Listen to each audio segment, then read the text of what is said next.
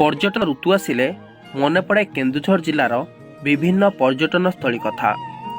सबुज बनानी सांग को प्राकृतिक पर्यटन स्थली गुड़िक पर्यटक मानक बेस आकृष्ट करिथांती। सेथिपाई प्रत्येक वर्ष लक्ष लक्ष पर्यटक पर्यटन ऋतुरे केन्दुझर मुहां होइथांती। सेहिभଳି केन्दुझर जिले में अनेक सुंदर पर्यटन स्थली सबुज बनानी भितर लुचि रही। पर्यटन ऋतु आसिले मन पड़ जाए केन्दुझर अनेक पर्यटन स्थली से केन्दुझर कोलिकटा वाटरफॉल अन्यतम। तेरे आसंत बुली देखा केन्दुझर जिला हरिचंदनपुर स्थित कोलिकटा वाटरफॉल किभଳି रही यार प्राकृतिक सौंदर्य।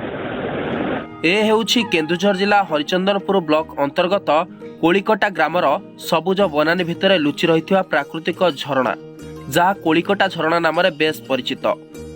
जदिओ एही पर्यटन स्थली विषय बहुत कम लोकंको जणा, सेथिपाई एठारे विशेष लोकंक गहली हुए नाही। आउ जे पर्यटक माने एठाकु आसंती ए शांत परिवेश रे बनभोजीर बेस मजा उठाई थांती। तेबे आसंतु जानिबा कोन कहउछंती एठाकु आसीथिबा पर्यटक। मो सुजित कुमार धीर आ मो ढेंकानाल डिस्ट्रिक्ट रु आसीछि। एक्चुअली ए जगह को पर्यटन स्थली भाव में कोलिकटा जो आमर रही पर्यटन क्षेत्र मु यूट्यूब रे प्रथम देखी किंतु स्पॉट उपरक आसी नी एठार देखा पाइली जे नजारा जो आसिकी देखिली बहुत अति सुंदर होती।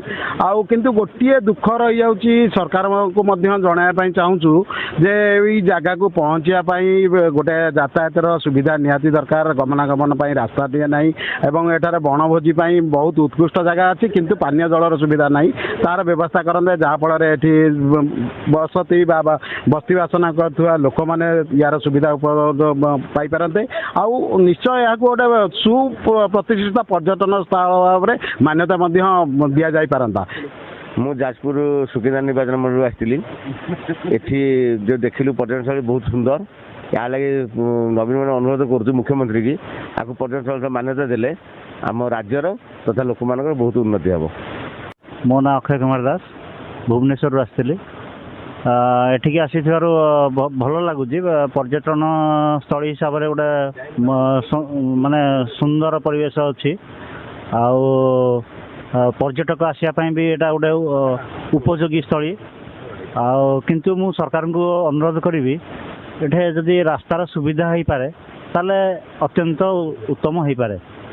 ये जगह उपर को भोजी करी आसलु बहुत जगह देखला पर खुशी लगिला आनंद लगिला।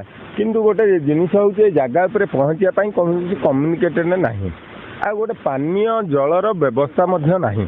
सरकार को अनुरोध करी कि सुविधा कले बहुत लोक आसंदे आउ खुशी लगता।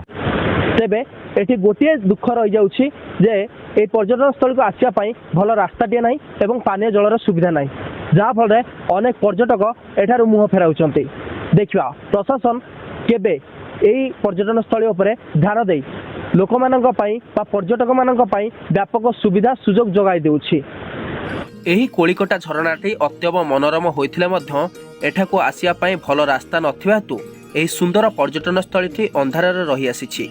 सेथिपाई केन्दुझर जिला प्रशासन जदि एथिप्रति दृष्टि देवा सहित लुचि रहिथिबा अन्य पर्यटन स्थली गुड़िकु लोकंक सम्मुख को आणे तेबे केन्दुझर जिले में पर्यटक मानक संख्या आहुरी बढ़ी पारंता बोली कहा जाई पारे।